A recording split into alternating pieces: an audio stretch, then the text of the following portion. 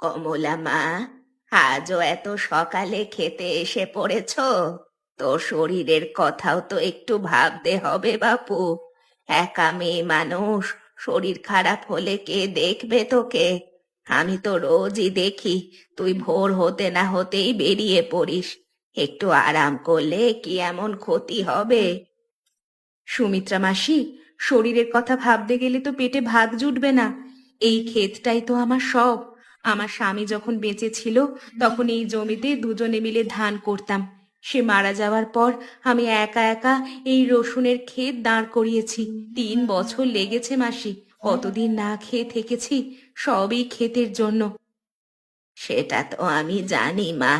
তোর পরিশ্রম দেখে গ্রামের সব মানুষ অবাক হয়। নদীর ধারে এত বড় রসুনের ক্ষেত এই এলাকায় আর কারোর নেই। তোর গোপাল বেঁচে থাকলে আজ কত খুশি হতো রে মা। সে ছিল তোর মতোই পরিশ্রমী। কিন্তু একটা কথা বলি, তুই একটু সাবধানে থাকিস। হরিরাম মোড়লের চোখ পড়েছে তোর ক্ষেতের দিকে।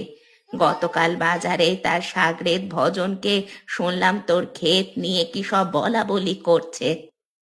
মোড়লের তোর নিজেরই বড় রসুনের ব্যবসা আছে। গ্রামের ভেতরে তার নিজের ক্ষেতও আছে। আমার এই ছোট্ট চাষ নিয়ে তার কি দরকার? আমি তো শুধু নিজের সংসার চালাতে চাষ করি মাসি। কারো ক্ষতি তো করছি না। লোভী মানুষের চোখে সব জিনিসই পড়ে রে মা। তার নিজের যতই থাক, তত আরো চাই। এরকম মানুষ কোনোদিন তৃপ্ত হয় না। তুই শুধু খেয়াল রাখিস, আমি এটুকুই বলতে পারি। ওই মোড়ল সোজা মানুষ নয়, গ্রামের সবাই জানে। আমি বুড়ি মানুষ, কত দেখলাম এই জীবনে। আপনি চিন্তা করবেন না মাসিমা, ওপরওয়ালা আছেন। আমার এই ক্ষেত কেউ কেড়ে নিতে পারবে না। আমি সৎভাবে নিজের জমিতে চাষ করছি। এতে কার কি বলার আছে? আর আমি ভয় পাই না কাউকে। তোর মুখে এই কথা শুনে ভালো লাগলো মা, কিন্তু সাবধান থাকিস। আমি চলি।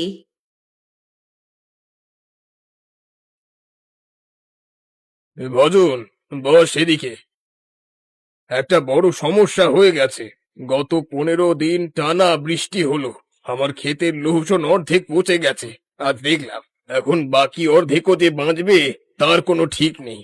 শহরের বাজারে আমি যে মাল দেওয়ার কথা দিয়ে রেখেছি সেটা পূরণ করতে না পারলে আমি শেষ হয়ে যাব। আমার সব টাকা আটকে গেছে এই ব্যবসায়। কি করব বুঝতে পারছি না। মোড়ল বাবু, আমি তো আগেই বলেছিলাম এবার বর্ষাটা খুব ভয়ানক হবে, কিন্তু আপনি তো শুনলেন না। এখন কি হবে? আপনার ক্ষেত তো গ্রামের মধ্যে সব থেকে নিচু জায়গায়, আর সেই জন্যই জল জমে পচে গেছে গ্রামের অন্যান্য চাষিদের মতো।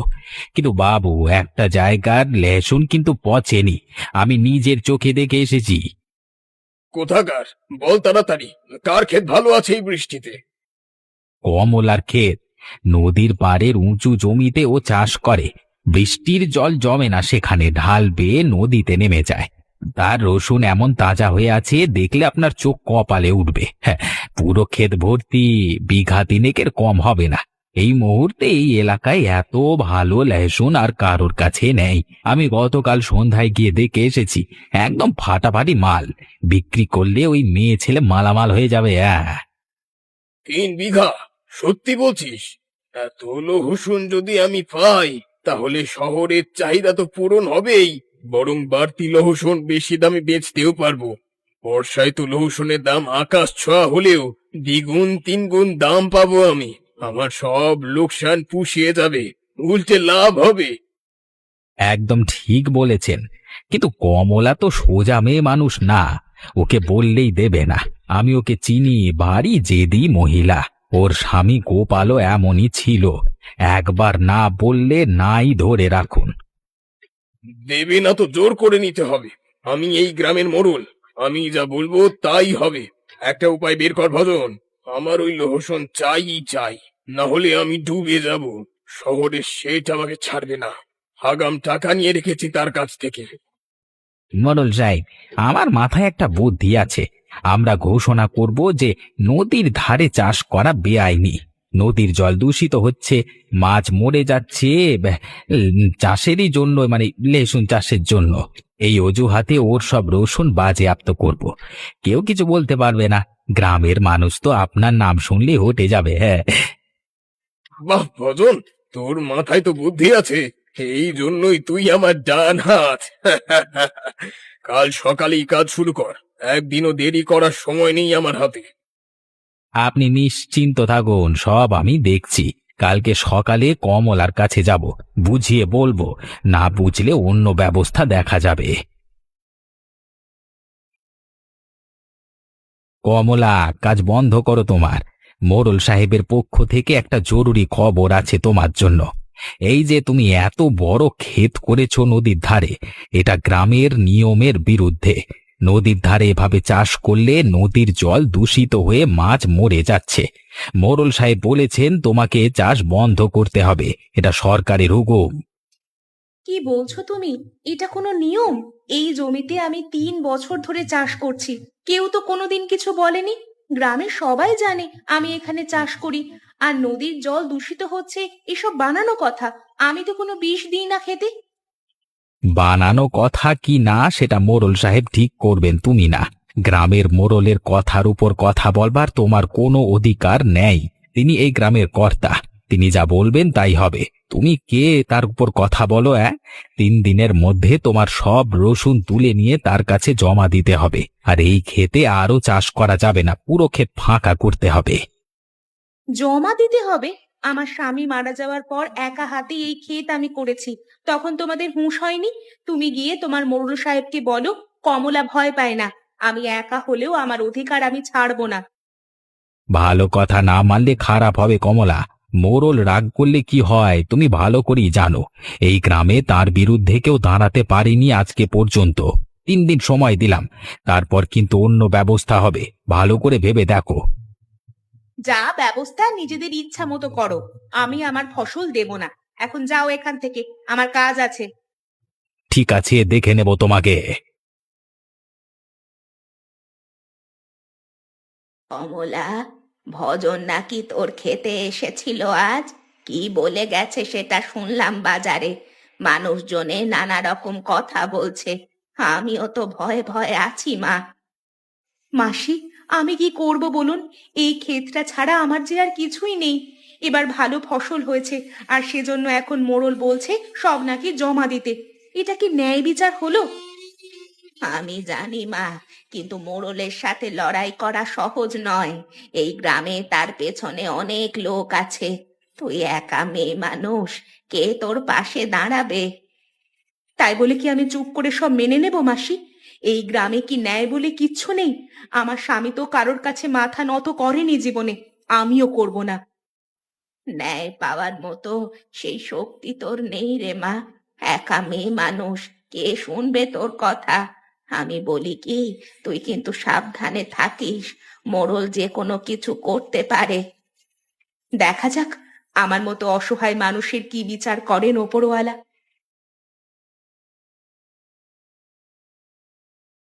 3 দিন পার হয়ে গেল, কমলা লহসন জমা দিল না। আমি জানতাম ও মানবে না। এখন কি করব বল ভজন? বাবু, ভালো কথায় যখন কাজ হলো না, এখন অন্য পথে যেতে হবে আমাদের। আমরা চলুন আজকে রাতেই ওর খেতে যাব। অন্ধকারে সব লেহসুন তুলে ফেলবো। আমি 4-5 জন মজুর জোগাড় করে রেখেছি, তারা কাউকে কিচ্ছু বলবে না। রাতের মধ্যে সব লহসুন তুলে আপনার গুদামে রেখে দেব। সকালে কমলা গিয়ে দেখবে ক্ষেত ফাঁকা, ওর মুখ দেখবার মতো হবে তখন। হ্যাঁ, কিন্তু গ্রামের লোক যদি জেনে যায়, কথা ছড়িয়ে পড়লে বদনাম হবে আমার। কে বদনাম করবে? আপনার বিরুদ্ধে কার সাহস আছে মুখ খোলবার? আর আমরা তো আগেই বলে রেখেছি নদীর ধারে চাষ বেআইনি, কাজেই আমরা তো আইন অনুযায়ী ফসল বাজেয়াপ্ত করছি। কেউ কিছু বলতে পারবে না। গ্রামের মানুষ আপনার নাম শুনলেই চুপ হয়ে যাবে। ঠিক বলেছিস। আর এই লহসন শহরের বাজারে নিয়ে গিয়ে যে দামে বিক্রি করব, তা দিয়ে আমার সব লোকসান পুষিয়ে মালামাল হয়ে যাব। ছাড়া যাবে না। এবার আমার ভাগ্য খুলে যাবে এই লহসনে। তাহলে আজকে রাতেই আমরা যাচ্ছি। আমি সব ব্যবস্থা করে রাখছি, মজুরেরা তৈরি আছে, শুধু আপনার হুকুমের অপেক্ষা করছে শুধু। কর সব ব্যবস্থা। আর কমলা যদি বাধা দিতে আসে, তাকে বোমেরে মাথা ফাটিয়ে ওই লহসুনের খেতে পুঁতে রাখবি।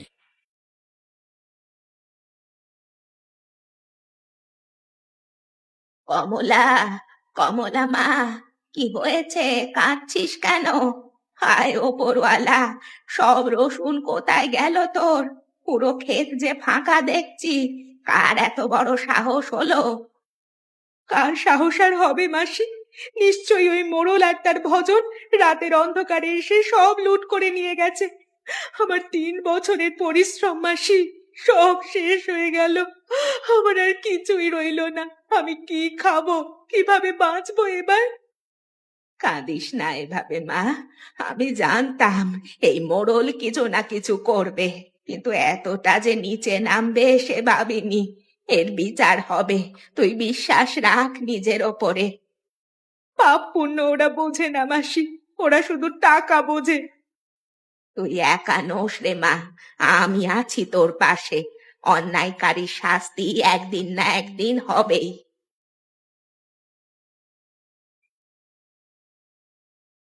বা, তুমি এভাবে কাঁদছো কেন নদীর ধারে? আমি অনেক দূর থেকে আসছি, পথে ক্লান্ত হয়ে নৌকা ভেড়ালাম। এত কাঁদছো কেন? কিছু হয়েছে? আমি কি কোনো সাহায্য করতে পারি? বলো কি হয়েছে তোমার? আপনি কে? আপনাকে তো চিনতে পারছি না। আপনি কোন জায়গার লোক? না না না মা, আমি রঘুবীর সওদাগর, শহর থেকে আসছি। নৌকায় মালপত্র নিয়ে এই নদী দিয়ে বিভিন্ন গ্রামে যাই, ব্যবসা করি। আমার সব শেষ হয়ে গেছে সওদাগর বাবা। আমি এই নদীর ধারে বড় একটা রসুনের ক্ষেত করেছিলাম 3 বছরের পরিশ্রমে। আমার স্বামী মারা যাওয়ার পর একা হাতে গড়ে তুলেছিলাম সেটা তিল তিল কষ্ট করে।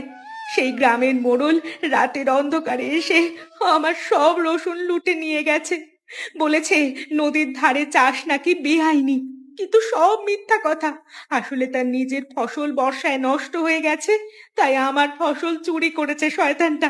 আমি কি করব এখন বলুন? এটা তো যাকে বলে শয়তানি। একজন মেয়ে মানুষের ফসল জোর করে কেড়ে নেওয়ার সাহস হয় কি করে তার? বাবা, আমি এখন পুরোপুরি নিঃস্ব। শোনো মা, আমি একটু ভাবি। তোমার কথা শুনে আমার মনটা কষ্টে ভরে গেছে। আমার ব্যবসায় একজন সৎ এবং পরিশ্রমী সঙ্গীর দরকার, আর আমার মনে হয় তুমি সৎ এবং পরিশ্রমীর সাথে তোমার ব্যবসায়িক বুদ্ধি আছে।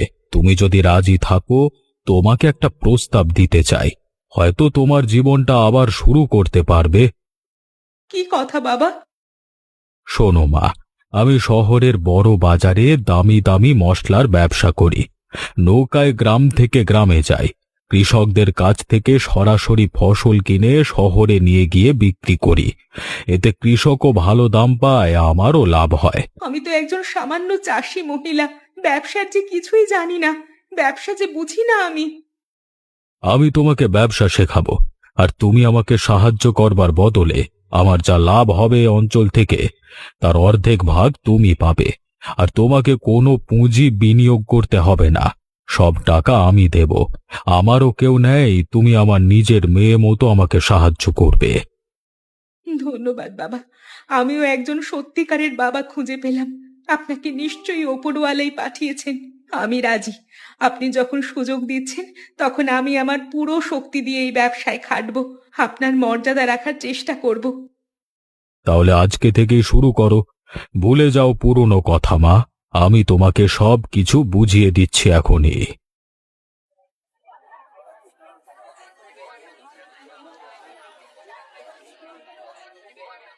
ভজন, এটা কি হলো রে? সব বোনাস হয়ে গেল রে আমাদের। লহসুনের দাম তো পড়ে গেল। গত সপ্তাহে যখন আমরা চালান দিলাম তখন ভালো দাম পেয়েছিলাম, কিন্তু এখন এই দামে বিক্রি করলে তো রাস্তায় খরচও উঠবে না। এত টাকা ঢেলেছি এই ব্যবসায়, সব জলে যাচ্ছে। আমি তো শেষ হয়ে যাচ্ছি রে। বাবু, কে জানতো দাম এভাবে পড়বে? আমি তো ভেবেছিলাম দাম আরো বাড়বে। শুনেছি অন্য জায়গা থেকে প্রচুর রসুন আসছে বাজারে। ওদিকে বৃষ্টি কম হয়েছিল, তাই ফসল ভালো হয়েছে। এত রসুন বাজারে আসায় দাম একদম নেমে গেছে, এটা তো আমাদের হাতে ছিল না। সর্বনাশ! আমি তো ধারে টাকা নিয়ে আরো লহসুন কিনে মজুত করে রেখেছিলাম। ভেবেছিলাম দাম আরো বাড়বে, আরো লাভ হবে। এখন সেই ধার শোধ করব কিভাবে? আমার জমি বন্ধক আছে, ঘর বাড়ি বন্ধক আছে ব্যবসার চক্করে। সব শেষ হয়ে যাচ্ছে। ভজন, আমি তো রাস্তায় বসবো। আমার আমার মাথা ঘুরছে আমার। কিন্তু বাবু, আমি কি করব? আমিও তো আপনার কথায় নিজের জমানো টাকা এই ব্যবসায় লাগিয়েছিলাম। আপনি বলেছিলেন অনেক লাভ হবে, আমারও তো সব গেল। আমার সংসারের টাকা ছিল, এখন আমিও তো পথে বসবো সর্বহারা হয়ে। তুই আমাকে দোষ দিচ্ছিস? তুই তো পরামর্শ দিয়েছিলি কমলার ক্ষেত লুটতে। তুই বলেছিলি লহসুনের দাম আকাশ ছোঁয়া হবে। এখন আমাকে দোষ দিচ্ছিস? আমি কি জানতাম অন্য জায়গা থেকে এত রসুন আসবে? এটা তো কারোর হাতে নেই, বাজার কারো বাপের না। কিন্তু এখন তো কিছু একটা করতে হবে, না হলে আমরা দুজনেই রাস্তায় বসবো। কোনো উপায় বের করতে হবে। উপায়? কোথায় উপায়? আমি শেষ হয়ে গেছি। কমলা, কমলা, তোকে তো চিনতেই পারছি না রে। এত সুন্দর চেহারা, এত ভালো পোশাক, কি করে এত উন্নতি হয়েছে রে তোর? সেদিন নদীর ধারে বসে কাঁদছিলি, আজ দেখি পুরো বদলে গেছিস। মাসি, ওপরওয়ালা আমার প্রার্থনা শুনেছেন। সেদিন নদীর ধারে রঘুবীর সওদাগর নামে একজন বৃদ্ধ মানুষ এসেছিলেন। তিনি আমাকে তার ব্যবসার সঙ্গী করে নিয়েছেন। আমি এখন এই নদীর ধারে 5টা গ্রাম থেকে ফসল সংগ্রহ করি, আর তিনি শহরে নিয়ে বিক্রি করেন। ভালো চলছে ব্যবসা মাসি। ওপরওয়ালার কৃপায় এখন আর কোনো অভাব নেই আমার। দুবেলা পেট ভরে খেতে পারছি। এখন গ্রামের মানুষের উন্নতির জন্য কি করা যায় ভাবছি। এটা তো সত্যি খুব ভালো হয়েছে রে। আমি তো ভেবেছিলাম তুই হয়তো গ্রাম ছেড়ে চলে যাবি, কিন্তু তোর জীবনটা তো একদম বদলে গেছে। আর মোড়ল, শুনেছিস কি হয়েছে তার? না, শুনিনি তো। কি হয়েছে মোড়লে, বলো মাসি। সর্বনাশ হয়ে গেছে তার। রসুনের দাম পড়ে গেছে বাজারে। ধার করে আরো রসুন কিনে মজুত করেছিল, সব লোকসান হয়ে গেছে। জমি বন্ধক, ঘর বন্ধক দিয়েছিল, সব যাওয়ার পথে। শুনলাম ভজনেরও একই অবস্থা। দুজনে মিলে পথে বসেছে। এখন লোকের দরজায় দরজায় ঘুরছে, কেউ মুখ দেখতে চায় না ওদের। সব ওপরওয়ালার বিচার মাসি। যে অন্যায় করে তার ফল একদিন না একদিন ঠিক পায়।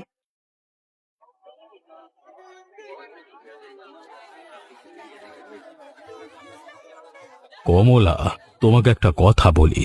তুমি যেভাবে এই কয়েক মাসে ব্যবসা সামলেছ, আমি সত্যি অবাক হয়ে গেছি। তুমি এই অল্প সময়ের মধ্যে যা করে দেখিয়েছো, এটা আমার পক্ষে কোনোদিন সম্ভব হতো না। বাবা, সব আপনার জন্য হয়েছে। আপনি সেদিন নদীর ধারে আমার উপর দয়া না করলে হয়তো আমি আজ ভিক্ষা করে খেতাম। কে জানে, হয়তো বেঁচেই থাকতাম না। এখন তোমাকে আমি আরো বড় দায়িত্ব দিতে চাই। শহরের গোটা ব্যবসার দায়িত্ব আমি তোমাকে দিতে চাই। আমি এই বুড়ো বয়সে আর ব্যবসা সামলাতে পারছি না। তাছাড়া শুনেছি তোমাদের গ্রামের মোড়ল যে তোমার ওপরে অত্যাচার করেছিল, সে দেনার দায়ে বিক্রি হয়ে গেছে। গ্রামে খুব তাড়াতাড়ি তাকে নিয়ে একটা বিচার সভা হবে, এবং আমি চাই এই অঞ্চলের দায়িত্ব একজন ভালো কারোর হাতে যাক, এবং সেটা একমাত্র তুমি হতে পারো। আপনার কৃপা আমার উপরে সারা জীবন আমার মনে থাকবে বাবা। আসুন, ভেতরে আসুন। কমলা, আমি জানি তোমার সামনে দাঁড়ানোর মুখ আমার নেই। আমি তোমার সাথে বড় অন্যায় করেছি। তোমার ফসল চুরি করেছি, রাতের অন্ধকারে তোমার সব কেড়ে নিয়েছি। এখন গ্রামের লোকেরা আমার বিচার করতে চাইছে। আমার উপরে দয়া করো, তুমি দয়া করো। বাবু, আপনি সেদিন আমার ক্ষেতের রসুন লুটে নিয়ে গেছিলেন। সেদিন মনে হয়েছিল আমার জীবন হয়তো শেষ হয়ে গেছে। আমি একা, অসহায়, কেউ আমার পাশে নেই। এরকম আপনি আরো বহু মানুষের সাথে করেছেন, আর এর কোনো ক্ষমা নেই। কমলা, আমি বড় লোভী ছিলাম। লোভে আমার চোখ অন্ধ হয়ে গেছিল। আমি ভুল করেছি। আমি আমি ক্ষমা চাইছি। সত্যি ক্ষমা করে দাও আমাকে। আমাকে আমাকে অন্তত একটা সুযোগ দাও। একটা সুযোগ দাও। গ্রামের সব মানুষের সামনে আমি বলছি, হরিরাম মোড়ল এই গ্রামে অনেক অন্যায় করেছে। শুধু কমলার সাথে না, আমাদের সবার সাথে শয়তানি করেছে এই মোড়ল। আমাদের ফসলের ওপর তার ইচ্ছে মতো কর বসিয়েছে, আমাদের ভয় দেখিয়ে চুপ করিয়ে রেখেছে। আমরা ভয়ে কথা বলতে পারিনি কোনোদিন। কে বলবে তার বিরুদ্ধে? সবাই যে ভয় পেত। আজ সেই ভয়ের দিন শেষ। আজ গ্রামের সবাই মিলে সিদ্ধান্ত নিয়েছি আমরা যে হরিরাম মোড়ল আর তার সাগরেদ ভজনকে এই গ্রামে আর থাকতে দেওয়া হবে না। তাদের গ্রাম ছাড়তে হবে, এটাই তাদের শাস্তি। মাসি, আমি জানি এটা খুব কঠিন সিদ্ধান্ত, কিন্তু এই গ্রামের মানুষ এতদিন যে কষ্ট সহ্য করেছে তার একটা বিচার হওয়ার দরকার ছিল। সবাইকে জানতে হবে অন্যায়ের শাস্তি হয়। আর আমি প্রতিজ্ঞা করছি, আমি এই অঞ্চলের ব্যবসা দেখার পর যেভাবে এই অঞ্চলের উন্নতি হচ্ছে, সেই উন্নতি আমি আরো ভালো করে এগিয়ে নিয়ে যাওয়ার চেষ্টা করব। কমলা মা, সেই জন্য আমরা ভেবেছি যে তুই আজ থেকে আমাদের গ্রামের নতুন মোড়ল হলি। গ্রামের সব মানুষ তোকে মাথায় তুলে রাখবে। তোর মতো মানুষ এই গ্রামের জন্য দরকার ছিল অনেক আগে থেকে। আজ সেই দিন এসেছে। আমি বুড়ি মানুষ, কত কিছুই দেখলাম এই জীবনে, আর সেই অভিজ্ঞতা থেকেই আমি তোকে সেই দায়িত্ব দিচ্ছি। মাসি, এইভাবেই আমাদের গ্রামের সব মানুষকে শেখাতে হবে যে অত্যাচার করলে তার শাস্তি এইভাবেই পেতে হয়। সত্যি বলেছিস মা। তুই দায়িত্ব নিয়েছিস যখন, গ্রামের মানুষজন এবারে সুখে শান্তিতে চাষবাস করে আনন্দে দিন কাটাতে পারবে এবং তাদের ন্যায্য টাকা পাবে। আচ্ছা, তোমরা বলতে পারবে যে বৃষ্টিতে কেন ওই শয়তান মোড়লের ক্ষেত ডুবে গিয়েছিল? উত্তরটা কিন্তু তোমরা কমেন্ট করে জানিও। আর তোমরা এখনো দাঁড়িয়ে রয়েছো কেন? শয়তান, দূর হয়ে যাও বলছি এখান থেকে, না হলে গ্রামের লোক তোমাদের মারতে মারতে দূর করে দেবে।